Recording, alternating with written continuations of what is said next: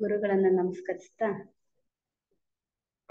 ಈ ಐಕೆ ತೈಮಿನಿಯವರ ಆತ್ಮಶಿಕ್ಷಣ ಅನ್ನುವಂತ ಪುಸ್ತಕದಲ್ಲಿ ಅದನ್ನ ಕನ್ನಡ ಅನುವಾದ ಟಿ.ವಿ. ರಾಚಪ್ಪನವರು ಬರೆದಿದ್ದಾರೆ. ಅವರು ನಿವೃತ್ತ ಪ್ರೌಢಶಾಲಾ ಮುಖ್ಯೋಪಾಧ್ಯಾಯರಾಗಿ ಇದ್ದು ನಮ್ಮ ಥಿಯಾಸಫಿಗೆ ಹಲವಾರು ಪುಸ್ತಕಗಳನ್ನ ಅನುವಾದ ಮಾಡಿ ನಮ್ಮ ಮುಂದೆ ಇಟ್ಟು ನಮಗೆ ಥಿಯಾಸಫಿಯ ಜ್ಞಾನವನ್ನ ಕೊಟ್ಟಿದ್ದಾರೆ. ಈ ಪುಸ್ತಕದಲ್ಲಿ 26 ಅಧ್ಯಾಯಗಳಿದ್ದು ಅದರಲ್ಲಿ 24ನೇ ಅಧ್ಯಾಯ ಅಷ್ಟಾಂಗ ಯೋಗ ಪಥ ಅನ್ನುವಂತ ಅಧ್ಯಾಯ. ಅಷ್ಟಾಂಗ ಅಂದ್ರೆ ಎಂಟು ಅಂಗ. ಯೋಗ ಪಥದಲ್ಲಿ, ಯೋಗದ ದಾರಿಯಲ್ಲಿ 8 ಅಂಗಗಳು ಇದಾವೆ. ಆ ಒಂದು ಅಷ್ಟಾಂಗ ಯೋಗ ಪಥದ ಬಗ್ಗೆ ನಾನು ಸ್ವಲ್ಪ ಹಂಚಿಕೊಳ್ಳಲಿದ್ದೇನೆ. ಈ ಅಷ್ಟಾಂಗ ಯೋಗ ಪಥದಲ್ಲಿ ಅಷ್ಟಾಂಗಗಳು ಯಾವುವು ಅಂದ್ರೆ ಯಮ, ನಿಯಮ, ಆಸನ, ಪ್ರಾಣಾಯಾಮ, ಪ್ರತ್ಯಾಹಾರ, ಧಾರಣ, ಧ್ಯಾನ, ಸಮಾಧಿ. ಇವು ಅಷ್ಟಾಂಗಗಳು, ಯೋಗದ ಅಂಗಗಳು, 8 ಅಂಗಗಳು.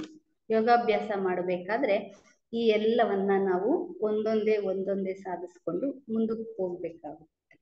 ಈ 8 ವಿಧದ ಅನುಷ್ಠಾನಗಳು ಪರಸ್ಪರ ಒಂದಕ್ಕೊಂದು ಸಂಬಂಧವಿರುವಂತೆ 8 ಹೆಜ್ಜೆಗಳಿದ್ದಂತೆ, ಒಂದಾದ್ಮೇಲೆ ಒಂದು 8 ಹೆಜ್ಜೆಗಳನ್ನ ದಾಟಿದ್ದಾದ್ರೆ ನಾವು ಸಮಾಧಿ ಸ್ಥಿತಿಯನ್ನ ತಲುಪಬಹುದು. ಅಂತಹ ಒಂದು ಅಷ್ಟ ಅಂಗಗಳು, ಯೋಗ ಪಥದ ಅಷ್ಟ ಅಂಗಗಳ ಬಗ್ಗೆ ಸ್ವಲ್ಪ ತಿಳ್ಕೊಳ್ಳೋಣ. ಇಲ್ಲಿ ಮೊದಲನೇದು ಯಮ, ಇಂದ್ರಿಯ ನಿಗ್ರಹ ಮಾಡೋದು. ನಿಯಮ ಅಂದ್ರೆ ಒಂದು ಗೊತ್ತಾದ ಆತ್ಮಶಿಕ್ಷಣದ ನಿಯಮದಂತೆ ಬಾಳೋದು. ಗೊತ್ತಾದ ಆತ್ಮಶಿಕ್ಷಣದ ಬಗ್ಗೆ ಬಾಳೋದು ನಿಯಮ. ಆಸನ ಅಂದ್ರೆ ಧ್ಯಾನಕ್ಕೆ ಕೂರುವ ವಿಧಾನಕ್ಕೆ ಆಸನ ಅಂತ ಕರಿತೀವಿ. ಇನ್ನು ಪ್ರಾಣಾಯಾಮ ಅಂದ್ರೆ ನಮ್ಮ ಉಸಿರಾಟ, ಶ್ವಾಸೋಚ್ಛ್ವಾಸಗಳನ್ನ ಹತೋಟಿಗೆ ತೆಗೆದುಕೊಳ್ಳೋದು ಪ್ರಾಣಾಯಾಮ. ಇನ್ನು ಪ್ರತ್ಯಾಹಾರ ಅಂದ್ರೆ ವಿಷಯ ಸುಖಗಳಿಂದ ದೂರವಿರೋದು ಹೇಗೆ, ವಿಷಯ ಸುಖಗಳಿಂದ ದೂರ ಇರೋದು ಹೇಗೆ ಅಂತ ಹೇಳೋದು ಪ್ರತ್ಯಾಹಾರ. ಇನ್ನು ಈ ಯೋಗಾಭ್ಯಾಸ ಮಾಡಬೇಕೋ ಬೇಡವೋ ಅಂತ ಹೇಳೋದಾದ್ರೆ ಧಾರಣ ಮನಸ್ಸನ್ನ ಒಂದು ಉನ್ನತ ಧ್ಯೇಯದಲ್ಲಿ ಕೇಂದ್ರೀಕರಿಸುತ್ತೆ. ಧಾರಣ, ಯಮ, ನಿಯಮ, ಆಸನ, ಪ್ರಾಣಾಯಾಮ, ಪ್ರತ್ಯಾಹಾರ ಆದ್ಮೇಲೆ ಧಾರಣ, ಮನಸ್ಸನ್ನ ಒಂದು ಉನ್ನತ ಧ್ಯೇಯದ ಕಡೆ ಕೇಂದ್ರೀಕರಿಸೋದು. ಇದು ಧಾರಣ. ಅಂದ್ರೆ ಒಂದೇ ಕಡೆ ಕೇಂದ್ರೀಕರಿಸೋದು, ಹಿಡಿತದಲ್ಲಿ ಇಟ್ಕೊಳ್ಳೋದು ಮನಸ್ಸನ್ನ. ಧ್ಯಾನ ಅದರ ನಾನಾ ಮುಖಗಳನ್ನ ಪರಿಚಯ ಮಾಡುವಷ್ಟರ ಮಟ್ಟಿಗೆ ಅದರೊಳಗೆ ಆಳವಾಗಿ ಇಳಿಯುತ್ತೆ. ಧ್ಯಾನ ವಿಷಯದ ಮೇಲೆ ಒಂದು ಉನ್ನತ ಧ್ಯೇಯದವನ್ನ ಕೇಂದ್ರೀಕರಿಸಿ ಅದರನ್ನ ನಾನಾ ಮುಖಗಳ ಪರಿಚಯವನ್ನ ಮಾಡಿಕೊಡೋ ಅಂತದ್ದು ಧ್ಯಾನ. ಧಾರಣದ ವಿಷಯವನ್ನ ಮನಸ್ಸಿನಲ್ಲಿ ಕೇಂದ್ರೀಕರಿಸಿ ಅದರ ವಿವಿಧ ಮುಖಗಳನ್ನ ಪರಿಚಯ ಮಾಡಿಕೊಡೋ ಅಂತದ್ದೇ ಧ್ಯಾನ. ಆ ವಿಷಯ ಸುಖದ ಮೇಲೆ ಆಳವಾಗಿ ಇಳಿದೆ ಅದರಲ್ಲೇ ಪೂರ್ತಿ ತಲ್ಲೀನ ಆಗೋದು ಸಮಾಧಿ ಸ್ಥಿತಿ. ಅದರಲ್ಲೇ ಪರವಶತೆಯನ್ನ ಪಡ್ಕೊಂಡ್ಬಿಡೋದು, ಅದು ಸಮಾಧಿ ಸ್ಥಿತಿ. ಇವೆಲ್ಲ ಹೆಜ್ಜೆ ಹೆಜ್ಜೆಗೂ ಪ್ರಗತಿ ಸಾಧಿಸತಕ್ಕ ಮುಂದುವರೆದ ಅನುಷ್ಠಾನಗಳು. ಯೋಗ ಪಥದಲ್ಲಿ ಮುಂದುವರೆದಿರುವಂತ 8 ಅನುಷ್ಠಾನಗಳು. ಯಮ ಮತ್ತು ನಿಯಮಗಳನ್ನ ಅನುಷ್ಠಾನ ಮಾಡದೆ ಪ್ರಾಣಾಯಾಮವನ್ನ ಅಭ್ಯಾಸ ಮಾಡಲು ಸಾಧ್ಯನೇ ಇಲ್ಲ. ಯಮ ಅಂದ್ರೆ ಫಸ್ಟ್ ನಾವು ಇಂದ್ರಿಯ ನಿಗ್ರಹ ಮಾಡ್ಕೋಬೇಕು, ಆವಾಗ್ಲೇ ನಾವು ಅಭ್ಯಾಸ ಮಾಡಕ್ಕೆ ಸಾಧ್ಯ ಆಗೋದು. ಪ್ರಾಣಾಯಾಮವನ್ನ ಅಭ್ಯಾಸ ಮಾಡಬೇಕು ಅಂದ್ರೆ ಫಸ್ಟ್ ನಾವು ಇಂದ್ರಿಯಗಳನ್ನ ನಿಗ್ರಹಿಸ್ಕೋಬೇಕು. ಆಮೇಲೆ ಯಾವುದೋ ಒಂದು ಆಧ್ಯಾತ್ಮದ ಗುರಿಯ ಕಡೆ ಅವು ಇಂದ್ರಿಯವನ್ನ ನಿಗ್ರಹಿಸಿ ಒಂದು ಗೊತ್ತಾದ ನಿಯಮದಂತೆ ಕೂತ್ಕೊಂಡು ಅದನ್ನ ಮಾಡೋದು, ಆಸನ ಅಭ್ಯಾಸ ಮಾಡೋದು. ಆಮೇಲೆ ಪ್ರಾಣಾಯಾಮ ಮಾಡಕ್ಕೆ ಸಾಧ್ಯ ಆಗುತ್ತೆ. ಯಮ ಮತ್ತು ನಿಯಮಗಳ ಮೂಲಕ ಸಾಧಕನು ಇಂದ್ರಿಯಗಳನ್ನ, ಆಶೋತ್ತರಗಳನ್ನ, ರಾಗದ್ವೇಷಗಳನ್ನ ಹತೋಟಿಗೆ ತೆಗೆದುಕೊಳ್ತಾನೆ. ಯಮ ನಿಯಮಗಳ ಮೂಲಕ ತನ್ನ ಇಂದ್ರಿಯಗಳನ್ನ ನಿಗ್ರಹಿಸಿಕೊಂಡು ತನ್ನ ಮನಸ್ಸಿನ ಆಶೋತ್ತರಗಳನ್ನೆಲ್ಲ, ರಾಗದ್ವೇಷಗಳನ್ನೆಲ್ಲ ಹತೋಟಿಗೆ ಹಿಡ್ಕೊಂತಾನೆ ಯಮ ನಿಯಮಗಳ ಮೂಲಕ. ಹೀಗೆ ಧಾರಣ, ಧ್ಯಾನ ಮತ್ತು ಸಮಾಧಿಗಳನ್ನು ಅನುಷ್ಠಾನ ಮಾಡಬೇಕಾದ್ರೆ ಮೊದಲು ಸ್ಥೂಲ ದೇಹದ ಸ್ವಭಾವವನ್ನ ಸ್ವಾಧೀನಕ್ಕೆ ತೆಗೆದುಕೊಳ್ಬೇಕು. ಪ್ರಾಣಾಯಾಮಕ್ಕೆ ಯಮ ನಿಯಮ ಎಷ್ಟು ಮುಖ್ಯನೋ ಅದೇ ರೀತಿ ಧಾರಣ, ಧ್ಯಾನ, ಸಮಾಧಿ ಮಾಡೋದಿಕ್ಕೆ ನಮ್ಮ ಇಂದ್ರಿಯಗಳನ್ನ, ನಮ್ಮ ಸ್ಥೂಲ ದೇಹದ ಸ್ವಭಾವನ ಸ್ವಾಧೀನಕ್ಕೆ ತೆಗೆದುಕೊಳ್ಬೇಕು. ಅದ್ರ ಜೊತೆಗೆ ಕಾಮದೇಹಕ್ಕೆ ಸಂಬಂಧಪಟ್ಟ ರಾಗದ್ವೇಷಗಳನ್ನು ಪೂರ್ತಿ ಗೆದ್ದಿರಬೇಕು. ರಾಗದ್ವೇಷಗಳು ಅಂದ್ರೆ ಮನಸ್ಸಿಗೆ ಸಂಬಂಧಪಟ್ಟಿರವು. ಮನಸ್ಸು ರಾಗದ್ವೇಷಗಳಿಗೆ ಒಳಗಾಗಿದ್ದ ಪಕ್ಷದಲ್ಲಿ ಒಂದೇ ವಿಷಯದಲ್ಲಿ ಕೇಂದ್ರೀಕರಿಸುವಂತೆ ಏಕಾಗ್ರವಾಗಲು ಸಾಧ್ಯವಿಲ್ಲ. ಆದ್ದರಿಂದ ಸ್ಥೂಲ ದೇಹದ ಸ್ವಭಾವನ ಸ್ವಾಧೀನದಲ್ಲಿ ಇಟ್ಕೊಂಡು ಮನಸ್ಸಿನ ರಾಗದ್ವೇಷಗಳನ್ನ ಗೆದ್ರೆ ಮಾತ್ರ ನಾವು ಒಂದೇ ವಿಷಯದಲ್ಲಿ ಕೇಂದ್ರೀಕರಿಸಲು ಸಾಧ್ಯ ಆಗುತ್ತೆ. ಈ ಅನುಷ್ಠಾನಗಳು ಒಂದಾದರ ಮೇಲೊಂದೇ ವಿಮರ್ಶೆ ಸ್ವಲ್ಪ ಮಾಡೋಣ. ಈಗ ಯಮ ಮತ್ತು ನಿಯಮಗಳಿಂದ ಪ್ರಾರಂಭಿಸೋಣ. ಇವೆರಡರ ಗುರಿಯು ಏನು ಅಂದ್ರೆ ಸೌಶೀಲ್ಯವನ್ನ ಮೈಗೂಡಿಸಿಕೊಳ್ಳೋದು, ಮನಸ್ಸನ್ನ ಸ್ವಾಧೀನಕ್ಕೆ ತೆಗೆದುಕೊಳ್ಳುವುದೇ ಯಮ ನಿಯಮಗಳ ಮುಖ್ಯ ಉದ್ದೇಶ. ನಮ್ಮ ದೇಹದಲ್ಲಿ ಎರಡು ಯಮ ನಿಯಮಗಳ ಗುರಿ ಏನಂದ್ರೆ ಸೌಶೀಲ್ಯವನ್ನ ಮೈಗೂಡಿಸಿಕೊಂಡು ಮನಸ್ಸನ್ನ ಸ್ವಾಧೀನಕ್ಕೆ ತೆಗೆದುಕೊಳ್ಳುವುದೇ ಯಮ ನಿಯಮದ ಮುಖ್ಯ ಉದ್ದೇಶ. ಯಮ ಮತ್ತು ನಿಯಮಗಳನ್ನ ಸರಿಯಾಗಿ ಅನುಷ್ಠಾನ ಮಾಡುವುದರ ಮೂಲಕ ನಮ್ಮ ಕೀಳು ಸ್ವಭಾವಗಳನ್ನ ಪರಿಶುದ್ಧವನ್ನಾಗಿಯೂ ಮತ್ತು ಉನ್ನತಾತ್ಮಕ್ಕೆ ಸಮಶ್ರುತಿ ಹೊಂದಿ ಒಂದು ಉಪಕರಣದಂತೆ ಪರಿವರ್ತನೆ ಹೊಂದುವಂತೆಯೂ ಸಮರಸತೆ ಮತ್ತು ಪ್ರಶಾಂತವಾಗಿರುವಂತೆಯೂ ಮಾಡಿಕೊಳ್ಳುವುದೇ ಆಗಿದೆ. ಮನಸ್ಸು ಬೆಳೆದು ಅದು ಹೇಗೆ ನೀತಿ ನೈಪುಣ್ಯಗಳಿಗೆ ಅಗತ್ಯವಾದ ವಿಚಾರ ಪರತೆಯನ್ನ ಆಧ್ಯಾತ್ಮಿಕ ದೇಹಕ್ಕೆ ಹೋಗೊಡುವಂತೆ ಸ್ವಭಾವವನ್ನು ಬೆಳೆಸಿಕೊಂಡು ಯೋಗಾಭ್ಯಾಸಕ್ಕೆ ತಕ್ಕ ಯೋಗ್ಯತೆಯನ್ನು ಮೈಗೂಡಿಸಿಕೊಳ್ಳಬೇಕು ಎಂಬ ಅಂಶವನ್ನ ಮುಂದಿನ 2 ಸೂತ್ರಗಳಲ್ಲಿ ಹೇಳುತ್ತೆ. ಈ ಮುಂದಿನ 5 ಅನುಷ್ಠಾನಗಳಲ್ಲಿ ಹೇಗೆ ಯಮ ನಿಯಮಗಳು ಸ್ವಲ್ಪ ಮಟ್ಟಿಗೆ ಸೇರಿಕೊಂಡಿವೆ ಎಂಬ ಅಂಶವನ್ನ ಗಮನಿಸಬಹುದು. ಅಹಿಂಸೆ, ಸತ್ಯ, ಆಸ್ತೇಯ, ಬ್ರಹ್ಮಚರ್ಯ, ಅಪರಿಗ್ರಹ ಇವು ಯಮಃ. ಅಹಿಂಸೆ, ಸತ್ಯಾಸ್ತೇಯ, ಬ್ರಹ್ಮಚರ್ಯ, ಪರಿಗ್ರಹ ಯಮಃ. ಅಂದ್ರೆ ಅಹಿಂಸೆ, ಸತ್ಯ, ಆಸ್ತೇಯ ಅಂದ್ರೆ ಕಳ್ಳತನ ಮಾಡದೇ ಇರೋದು, ಬ್ರಹ್ಮಚರ್ಯ ಮತ್ತು ಅಪರಿಗ್ರಹ ಅಂದ್ರೆ ತನ್ನದಲ್ಲದ ವಸ್ತುಗಳನ್ನ ಬಯಸದೇ ಇರುವುದು, ಇವು ಯಮಗಳು. ಅಹಿಂಸೆ, ಸತ್ಯ, ಆಸ್ತೇಯ, ಬ್ರಹ್ಮಚರ್ಯ, ಅಪರಿಗ್ರಹ ಇವು ಯಮದ ನಿಯಮಗಳು.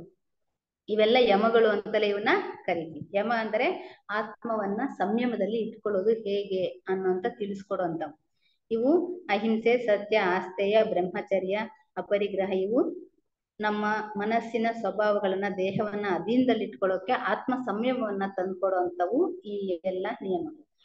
ಇನ್ನ ಶೌಚ, ಸಂತೋಷ, ತಪಃ, ಸ್ವಾಧ್ಯಾಯೇಶ್ವರ ಪ್ರಣಿಧಾನಾನಿ ನಿಯಮ ಅಂದ್ರೆ ಶೌಚ, ಶುಚಿತ್ವದಿಂದ ಇರೋದು, ಪರಿಶುದ್ಧತೆಯನ್ನ ಕಾಪಾಡ್ಕೊಳ್ಳೋದು. ಆಮೇಲೆ ಸಂತೋಷ, ತಪಃ ಅಂದ್ರೆ ತೃಪ್ತಿ, ಸಂತೋಷ ಅಂದ್ರೆ ತೃಪ್ತಿ, ತಪಃ ಅಂದ್ರೆ ತಪಸ್ಸು, ಸ್ವಾಧ್ಯಾಯ ಅಂದ್ರೆ ನಾವು ನಮ್ಮ ಆಧ್ಯಾತ್ಮಕ್ಕೆ ಸಂಬಂಧಪಟ್ಟಂತೆ ನಮ್ಮ ಸ್ವಾಧ್ಯಾಯವನ್ನ ಮಾಡೋದು, ಪುಸ್ತಕಗಳನ್ನ ಓದೋದು ಅಥವಾ ಅದನ್ನ ಅರ್ಥ ಮಾಡಿಕೊಂಡು ಅದರಂತೆ ನಡೆಯೋದು ಸ್ವಾಧ್ಯಾಯ. ಮತ್ತು ಈಶ್ವರ ಪ್ರಣಿಧಾನ ಅಂದ್ರೆ ಈಶ್ವರನಿಗೆ ಶರಣಾಗತಿ, ದೇವರಿಗೆ ಪೂರ್ತಿ ಶರಣಾಗತಿ. ಇವು ನಿಯಮದಲ್ಲಿ ಬರುವಂತವು. ಪರಿಶುದ್ಧತೆಯಿಂದ ಇರೋದು, ತೃಪ್ತಿಯಿಂದ ಇರೋದು, ತಪಸ್ಸಿಂದ ಮೈಗೂಡಿಸ್ಕೊಳ್ಳೋದು, ಸ್ವಾಧ್ಯಾಯವನ್ನ ಮಾಡೋದು, ಮತ್ತೆ ದೇವರಲ್ಲಿ ಶರಣಾಗತಿಯನ್ನು ಹೊಂದುವುದು, ಇವು ನಿಯಮಕ್ಕೆ ಸಂಬಂಧಿಸಿರುವಂತವು. ಈ ಸೂತ್ರಗಳಲ್ಲಿ ಮುಖ್ಯವಾದ ಲಕ್ಷಣಗಳನ್ನು ಮಾತ್ರ ಇಲ್ಲಿ ಹೇಳಿದ್ದಾರೆ ಈ ಪುಸ್ತಕದಲ್ಲಿ. ಹಲವಾರು ಸೂತ್ರಗಳು, ಪತಂಜಲಿ ಯೋಗ ಸೂತ್ರದಲ್ಲಿ ಹಲವಾರು ಸೂತ್ರಗಳು, ಅಧ್ಯಾಯಗಳಲ್ಲಿ ಹಲವಾರು ಸೂತ್ರಗಳಿದೆ. ಅದರಲ್ಲಿ ಈ ಒಂದು ಪುಸ್ತಕದಲ್ಲಿ ಕೆಲವನ್ನು ಮಾತ್ರ ಇಲ್ಲಿ ಕೊಟ್ಟಿದ್ದಾರೆ. ನಮ್ಮ ಕೀಳು ಸ್ವಭಾವಕ್ಕೆ ಸಂಬಂಧಪಟ್ಟ ದೌರ್ಬಲ್ಯಗಳನ್ನೆಲ್ಲ ಪರಿಷ್ಕಾರವಾಗಿ ಇಲ್ಲಿ ಪುಸ್ತಕದಲ್ಲಿ ಹೇಳಿಲ್ಲ. ಉದಾಹರಣೆಗೆ ಕೋಪ, ಹೊಟ್ಟೆ ಕಿಚ್ಚು ಇಂತಹ ದೌರ್ಬಲ್ಯಗಳನ್ನ ಈ ಸೂತ್ರಗಳಲ್ಲಿ ಹೇಳಿಲ್ಲ. ನಮ್ಮ ಮನಸ್ಸಿನಲ್ಲಿ ಹಲವಾರು ದೌರ್ಬಲ್ಯಗಳಿದೆ, ಅವೆಲ್ಲವನ್ನೂ ಸಹ ಇದರಲ್ಲಿ ಹೇಳಿಲ್ಲ. ಆದರೂ ಯಮಕ್ಕೆ ಇವೆಲ್ಲ ಅದೇ ಹೊಟ್ಟೆ ಕಿಚ್ಚು, ಕೋಪ, ದೌರ್ಬಲ್ಯಗಳು, ನಮ್ಮ ದೇಹದಲ್ಲಿರೋ ಎಲ್ಲಾ ಕೆಟ್ಟ ಗುಣಗಳು, ಅವೆಲ್ಲ ದೌರ್ಬಲ್ಯಗಳು ಸಹ ಯಮಕ್ಕೆ ವಿರೋಧವಾಗಿರುವಂತವು. ಅವೆಲ್ಲವುಗಳನ್ನ ಈ ಪುಸ್ತಕದಲ್ಲಿ ಕೊಟ್ಟಿಲ್ಲ. ಹಾಗೆ ಶೌಚ ಮತ್ತು ಸಂತೋಷ ಎಂದರೆ ಪರಿಶುದ್ಧತೆ ಮತ್ತು ತೃಪ್ತಿ, ಇವು ಮನಸ್ಸಿನ ಲಕ್ಷಣಗಳು. ಇವುಗಳಲ್ಲಿ ಎಲ್ಲ ವಿಧವಾದ ಸದ್ಗುಣಗಳು ಸಹ ಅಡಕವಾಗಿದೆ. ಶೌಚ ಮತ್ತು ಸಂತೋಷ ಇದರಲ್ಲಿ, ಪರಿಶುದ್ಧತೆ ಮತ್ತು ತೃಪ್ತಿ ಇವು ಮನಸ್ಸಿನ ಲಕ್ಷಣಗಳು. ಈ ನಿಯಮದಲ್ಲಿ ಮಿಕ್ಕ ಎಲ್ಲ ಸದ್ಗುಣಗಳು, ಸದಾಚಾರಗಳು ಸಹ ಇದರಲ್ಲಿ ಅಡಕವಾಗಿವೆ. ನಿಯಮದಲ್ಲಿ ಹಲವಾರು ಒಳ್ಳೆಯ ಗುಣಗಳೆಲ್ಲ ಅಡಕವಾಗಿದೆ. ಅವೆಲ್ಲವೂ ಸಹ ನಿಯಮಕ್ಕೆ ಸೇರಿರುವಂತವು. ಇವುಗಳನ್ನೆಲ್ಲ ಹೃತ್ಪೂರ್ವಕವಾಗಿ ಚಾಚೂ ಇಲ್ಲದೆ ಅನುಷ್ಠಾನವನ್ನ ಮಾಡಬೇಕು. ಉದಾಹರಣೆಗೆ ಯಾವುದಾದರೂ ಒಂದು ವಿಶೇಷ ಸಂದರ್ಭದಲ್ಲಿ ಸುಳ್ಳು ಹೇಳಲೇಬೇಕು ಎಂಬ ಮನೋಭಾವನೆಯು ನಮ್ಮಲ್ಲಿ ಅನಿಸ್ತಾ ಇರುತ್ತೆ. ನಿಂದಾತ್ಮಕವಾಗಿರುವುದರಿಂದ ಸದಾ ಜಾಗರೂಕತೆಯಿಂದ ನಮ್ಮನ್ನು ನಾವು ಪರೀಕ್ಷಿಸಿಕೊಳ್ಳುತ್ತಲೇ ಇರಬೇಕು. ಈ ಸಣ್ಣ ಸಣ್ಣ ವಿಷಯಗಳಿಗೆಲ್ಲ ನಾವು ಇದೇನ್ ಪರವಾಗಿಲ್ಲ, ಅದೇನ್ ಪರವಾಗಿಲ್ಲ, ಈ ಚಿಕ್ಕ ಸುಳ್ಳು ಹೇಳಿದ್ರೆ ಏನು ಅನ್ನೋ ರೀತಿಯಲ್ಲಿ ನಾವು ಸುಳ್ಳು ಹೇಳಕ್ಕೆ ನಮ್ಮ ಮನಸ್ಸು ಯಾವಾಗ್ಲೂ ತಯಾರಿರುತ್ತೆ. ಆವಾಗ ನಾವು ಅಂತ ಸಂದರ್ಭದಲ್ಲಿ ಚಿಕ್ಕ ವಿಷಯ ಆಗ್ಲಿ ದೊಡ್ಡ ವಿಷಯ ಆಗ್ಲಿ ಸುಳ್ಳು ಹೇಳಬಾರ್ದು. ಅದನ್ನ ನಮ್ಮ ಮನಸ್ಸನ್ನ ಯಾವಾಗ್ಲೂ ಜಾಗರೂಕತೆಯಿಂದ ಪರೀಕ್ಷಿಸ್ಕೊಳ್ತಾ ಇರ್ಬೇಕು. ಇದು ಸರಿನಾ, ಇದು ತಪ್ಪಾ, ಇದು ನಿಜಾನಾ, ಇದು ಸುಳ್ಳ ಅನ್ನೋದನ್ನ ನೋಡ್ಕೊಂಡು ನಾವು ಜಾಗರೂಕತೆಯಿಂದ ಹೆಜ್ಜೆ ಇಡ್ಬೇಕಾಗುತ್ತೆ. ಅಲ್ಲದೆ ಪತಂಜಲಿಗಳು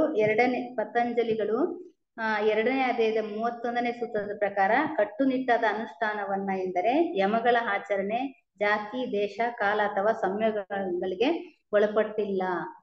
ಯಮ ಅಂದ್ರೆ ಇಂದ್ರಿಯ ನಿಗ್ರಹ ಮಾಡೋದು. ಇಂದ್ರಿಯ ನಿಗ್ರಹ ಅಂದ್ರೆ ಎಲ್ಲ ಬರುತ್ತೆ, ಎಲ್ಲ ಕೆಟ್ಟ ಸ್ವಭಾವಗಳೆಲ್ಲ ಹೊರಟೋಗಿ ಒಳ್ಳೆ ಸ್ವಭಾವಗಳನ್ನ ರೂಢಿಸ್ಕೊಳ್ಳೋದೇ ಇಂದ್ರಿಯ ನಿಗ್ರಹ. ಅದು ಸುಳ್ಳು ಹೇಳೋದಾಗ್ಬೋದು, ಇನ್ನೊಂದಾಗ್ಬೋದು, ಮತ್ತೊಂದಾಗ್ಬೋದು. ಇವೆಲ್ಲವನ್ನೂ ಸಹ ಈ ಎಲ್ಲವೂ ಜಾತಿ, ದೇಶ, ಕಾಲ ಎಲ್ಲ ಸಮಯಗಳಿಗೂ ಒಳಪಟ್ಟಿಲ್ಲ. ಎಂತ ಸಂದರ್ಭದಲ್ಲೂ ಇವು ಸತ್ಯ ಯಾವಾಗ್ಲೂ ಸತ್ಯವಾಗೇ ಇರುತ್ತೆ. ಅದನ್ನ ನಾವು ಗಮನದಲ್ಲಿ ಇಟ್ಕೊಂಡು ಜಾಗರೂಕತೆಯಿಂದ ಇರಬೇಕು ಅನ್ನೋದನ್ನ ಪತಂಜಲಿ ಯೋಗ ಸೂತ್ರದಲ್ಲಿ ಹೇಳಿದ್ದಾರೆ. ಈ ಮಹಾರಥವನ್ನ ಎಲ್ಲಾ ಸಂದರ್ಭಗಳಲ್ಲೂ ಸ್ವಲ್ಪವೂ ಚ್ಯುತಿ ಬಾರದಂತೆ ಅನುಷ್ಠಾನ ಮಾಡ್ಬೇಕೆಂದು ಪತಂಜಲಿ ಯೋಗ ಸೂತ್ರಗಳಲ್ಲಿ ಸ್ಪಷ್ಟಪಡಿಸಿದ್ದಾರೆ. ಯಾವ ಸನ್ನಿವೇಶದಲ್ಲೂ ಇದಕ್ಕೆ ವಿನಾಯಿತಿ ಇರಕೂಡದು. ಕಾಯ, ವಾಚ, ಮನಸ ಶಿಖರಣ ಪೂರ್ವಕವಾಗಿ ಸರಿಯಾಗಿ ಧರ್ಮಕ್ಕೆ ಚ್ಯುತಿ ಬಾರದಂತೆ ನಡೆದುಕೊಳ್ಳಬೇಕು. ನಾವು ದೃಢವಾದ ರೀತಿಯಲ್ಲಿ ನಡೆಯುತ್ತಿದ್ದರೆ ಹೊರಗಿನ ಯಾವ ಪರಿಸ್ಥಿತಿಯೂ ನಮ್ಮನ್ನ ಅಲ್ಲಾಡಿಸಲಾರದು. ಕೆಲವರು ಇತರರ ಪ್ರೇರಣೆಗಳಿಗೆ ಒಳಗಾಗಿ ಮಾಡಬಾರದನ್ನ ಮಾಡುತ್ತಾರೆ. ಅವ್ರು ಏನೋ ಒಂದು ಸರಿ ಇದು ಮಾಡ್ಬಿಡಿ, ಏನ್ ಪರವಾಗಿಲ್ಲ ಬಿಡೋ ಮಾಡೋ ಹಾಗೆ ಹೀಗೆ ಅಂದ್ರೆ ನಾವು ಮುನ್ನುಗ್ಬಿಡ್ತೀವಿ. ಆ ರೀತಿಯ ಪರಿಸ್ಥಿತಿ ನಮ್ಮ ಮನಸ್ಸು ಇರಬಾರ್ದು. ಯಾವಾಗ್ಲೂ ನಾವು ದೃಢ ಮನಸ್ಸಿನಿಂದಲೇ ಯಾರ ಪ್ರೇರಣೆಗೂ ಒಳಗಾಗದೆ ಯಾವಾಗ್ಲೂ ಒಳ್ಳೆ ಸಚ್ಚರಿತ್ರೆಯಲ್ಲೇ ಸತ್ಯದ ಹಾದಿಯಲ್ಲೇ ಸರಿಯಾದ ದೃಢ ನಿರ್ಧಾರದೊಂದಿಗೆ ನಮ್ಮ ಜೀವನವನ್ನ ಜಾಗರೂಕತೆಯಿಂದ ಹೆಜ್ಜೆ ಇಡ್ತಾ ಹೋಗ್ಬೇಕು.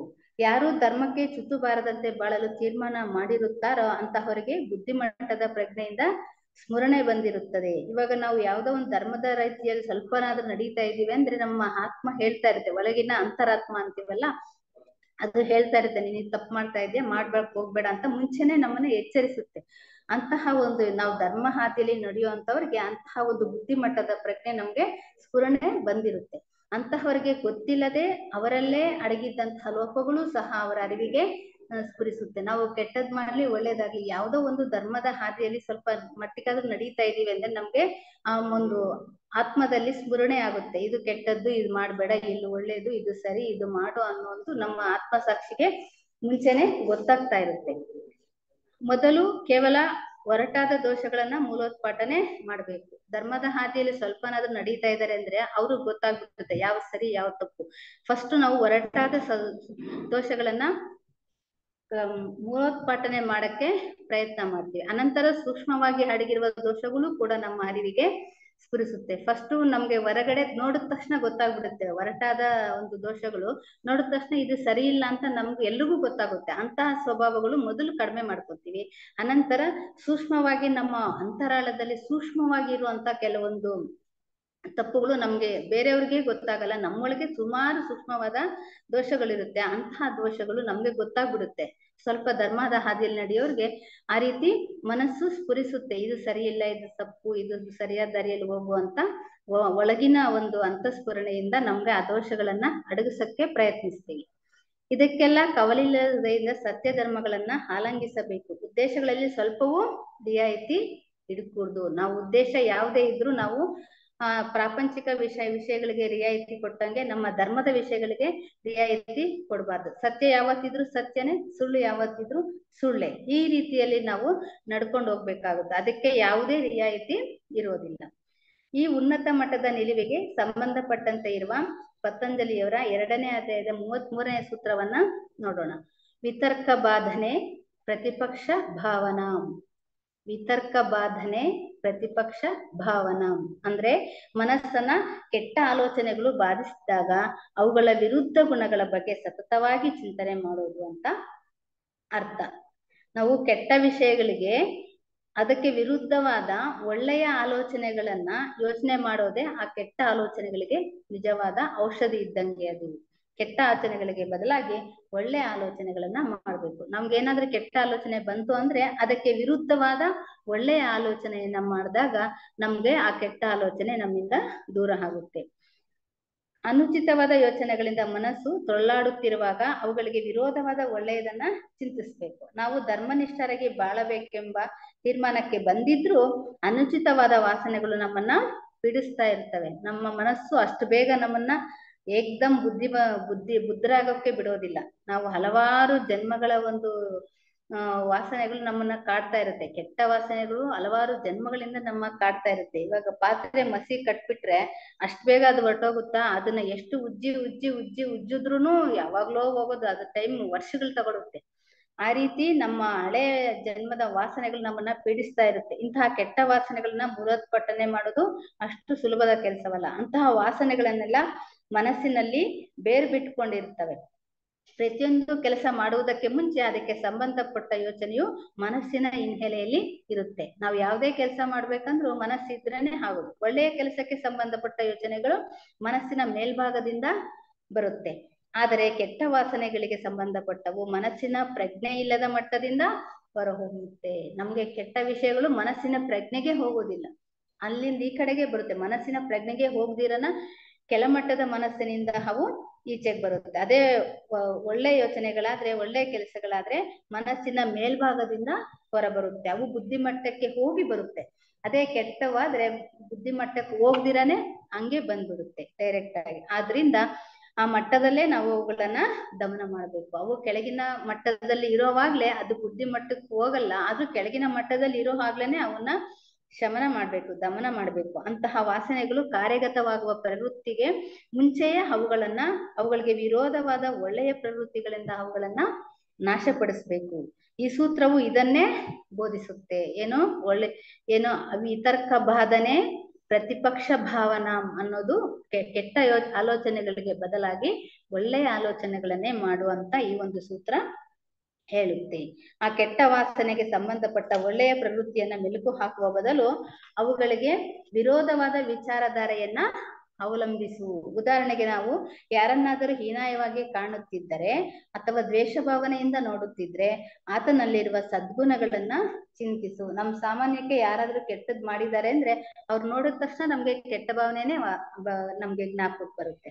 ಅವ್ರು ನೋಡಿದ ತಕ್ಷಣ ನಮ್ಗೂ ಆ ಕೆಟ್ಟ ಕೆಲಸ ಜ್ಞಾಪಕಕ್ಕೆ ಬಂದಿರುತ್ತೆ. ಅಂತಹ ಸಂದರ್ಭದಲ್ಲಿ ನಾವು ಆ ಕೆಟ್ಟ ಭಾವನೆಗಳನ್ನ ಮರೆತು ಅವರು ಮಾಡಿರೋ ಒಳ್ಳೆಯ ಕೆಲಸಗಳನ್ನು ಸಹ ನೆನೆಸ್ಕೊಂಡು ಸದ್ಗುಣಗಳನ್ನ ಚಿಂತಿಸೋದನ್ನ ಕಲಿಬೇಕು.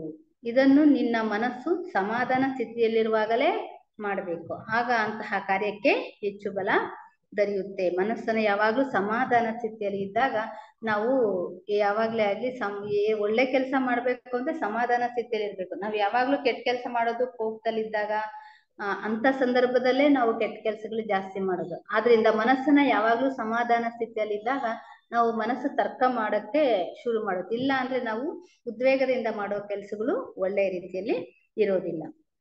ಈಗ ಆಸನದ ಬಗ್ಗೆ ಹೇಳೋದಾದ್ರೆ, ಆಸನ ಮೊದಲಾದ ವ್ಯಾಯಾಮಗಳನ್ನ ಆರೋಗ್ಯದ ನಿಮಿತ್ತ ಅನೇಕರು ಕೈಗೊಳ್ತಾರೆ. ಆಸನ ಅಂದ ತಕ್ಷಣ ನಾವು ಯೋಗಾಭ್ಯಾಸ ಮಾಡುವಾಗ ಆಸನ ಮುಖ್ಯ ಅಂತೇಳಿ ಆರೋಗ್ಯದ ನಿಮಿತ್ತವಾಗಿ ಅದನ್ನ ಮಾಡ್ತಾರೆ ಅಂತ. ಆದ್ರೆ ಆಸನದ ನಿಜವಾದ ಉದ್ದೇಶ ಮನಸ್ಸಿಗೆ ಸ್ಥೂಲ ದೇಹದಿಂದ ತೊಂದರೆಯಾಗಕೂಡದು ಅನ್ನೋದು ಆಸನದ ಮುಖ್ಯ ಉದ್ದೇಶ. ಸ್ಥೂಲ ದೇಹಕ್ಕೆ ತೊಂದರೆಯಾಗಬಾರದು ಅನ್ನೋದು ಆಸನದ ಮುಖ್ಯ ಉದ್ದೇಶ. ಧಾರಣ, ಧ್ಯಾನ, ಸಮಾಧಿಗಳನ್ನ ಜಯಪ್ರದವಾಗಿ ಅನುಷ್ಠಾನ ಮಾಡಬೇಕಾದ್ರೆ ಆಸನವು ಸುಸ್ಥಿರವಾಗಿ ಏರ್ಪಟ್ಟಿರಬೇಕು. ನಾವು ಧ್ಯಾನ ಅಂದ್ರೆ ಸರಿಯಾದ ಆಸನದಲ್ಲಿ ಕೂತು ಮಾಡ್ದಾಗ್ಲೇ ನಮ್ಗೆ ಧ್ಯಾನ ಫಲಿಸೋದು. ಆ ಸಂದರ್ಭದಲ್ಲಿ ನಾವು ಧ್ಯಾನ ಫಲಿಸ್ಬೇಕು ಅಂದ್ರೆ ನಾವು ನಮ್ಮ ಆಸನವನ್ನ ಸ್ಥೂಲ ದೇಹಕ್ಕೆ ತೊಂದರೆ ಆಗದೇ ಇರೋ ರೀತಿಯಲ್ಲಿ ನಾವು ಅದನ್ನ ಸರಿಪಡಿಸ್ಕೊಂಡ್ರೆ ಅವಾಗ ಧಾರಣ, ಧ್ಯಾನ, ಸಮಾಧಿಗಳು ನಮ್ಗೆ ಫಲಿಸೋದಿಕ್ಕೆ ಸಾಧ್ಯ ಆಗುತ್ತೆ. ಇಲ್ಲದೆ ಇದ್ರೆ ದೇಹದಿಂದ ಆಗಾಗ ಮನಸ್ಸಿಗೆ ತೊಂದರೆ ಉಂಟಾಗ್ತಾ ಇರುತ್ತೆ. ಆ ತೊಂದರೆಗೂ ತಾಡನಗಳು ಬರ್ತಾ ಇರುತ್ತೆ ಮನಸ್ಸಿಗೆ. ಅಲ್ಲದೆ ಸುಸ್ಥಿರವಾದ ಆಸನವು ಮುಂದಿನ ಪ್ರಾಣಾಯಾಮ ಮತ್ತು ಪ್ರತ್ಯಾಹಾರಕ್ಕೂ ಪೂರ್ವ ಸಿದ್ಧತೆಯಂತೆ ಇರುತ್ತೆ. ಆದ್ರಿಂದ ಆಸನ ಮುಂದಿನ ಅಂಗಗಳಿಗೆ ಮುಖ್ಯವಾಗಿ ಬೇಕಾಗಿರುವಂತ ನಿಯಮ ಯಮ, ನಿಯಮ, ಆಸನ, ಇವು ಒಂದಕ್ಕೊಂದು ಇವು ಮೂರು. ಇವು ಆಸನ ಇದ್ರೇನೆ ಮುಂದಿನ ಹಂತಕ್ಕೆ ಹೋಗ್ಲಿಕ್ಕೆ ಸಾಧ್ಯ. ಪ್ರಾಣಾಯಾಮವೆಂಬುದು ಮುಂದಿನ ಅನುಷ್ಠಾನವು. ಆರೋಗ್ಯಕ್ಕಾಗಿಯೇ ಎಂದು ಅನೇಕರು ತಪ್ಪಾಗಿ ತಿಳ್ಕೊಂಡಿದ್ದಾರೆ. ಪ್ರಾಣಾಯಾಮ ಅದು ಆರೋಗ್ಯವನ್ನ ಕಾಪಾಡುವುದೇನೋ ನಿಜ.